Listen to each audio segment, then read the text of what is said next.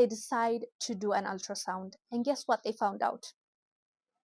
She doesn't have a uterus. So when she did her research a few years back, she went for another treatment, and the doctor took out her uterus because he thought she's not fit to have a child. He decided for her. You would be surprised to find out how often forced sterilization happens in Africa. I was surprised when I first found out, I believe 4 years ago.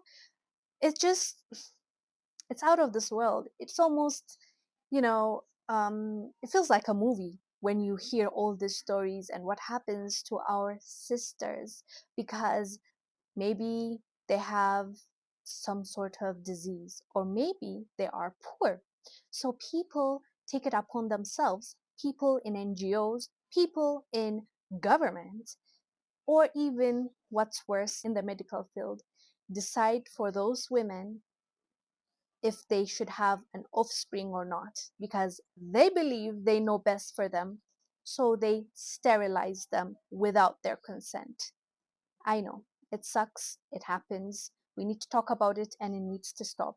And recently, I came across a story that really made me happy and it makes me feel like this is a win for our women. A Kenyan court has awarded 4 women living with HIV who were sterilized without their consent, and each of them are getting $20,000. I know that won't give them the chance to have their own kids and it won't help them start a family, at least biologically, because NGOs, 2 NGOs to be specific, MSF and Mary Stopes International, took it upon themselves to encourage and coerce these young women into sterilizing themselves. And the court in Kenya said, you were wrong on this. You took away their right.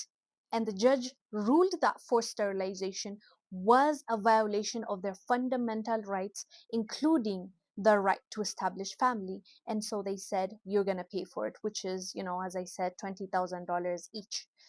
They're going to be, given that money. It's not going to replace, as I said, a family that they would have had. But you see what I mean by people decide for others, especially Africans, because these stories that we are hearing are mostly in African countries like Kenya, Namibia, South Africa. I remember I covered a story from South Africa a few years ago, and this girl, it's just sad, even the way she found out. She went to the hospital because she's been trying and trying and trying to have a baby, and she's not able to. So she goes to the doctor, and they try everything, and they're like, we don't know what the problem is. So they decide to do an ultrasound, and guess what they found out?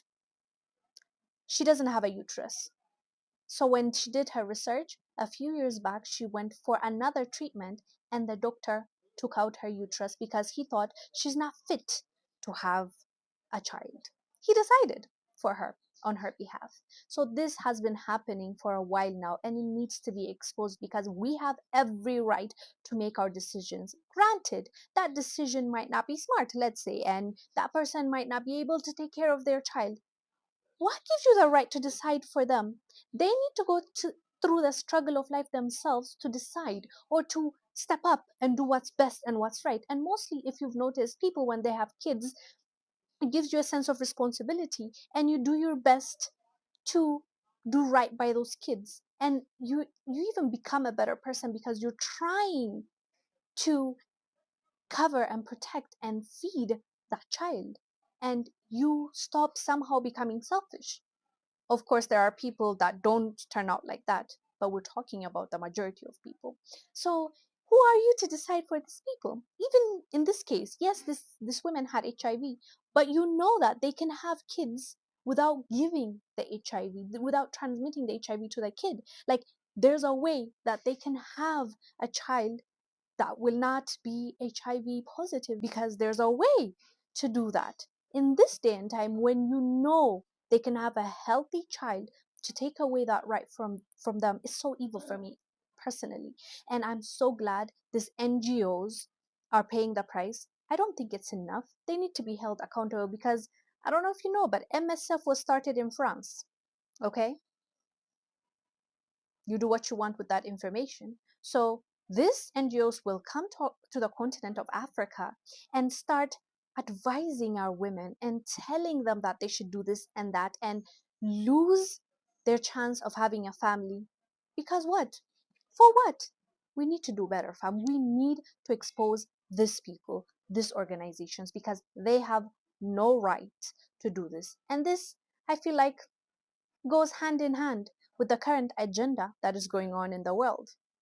You remember the Finland minister that we talked about recently? Finland's minister just quit.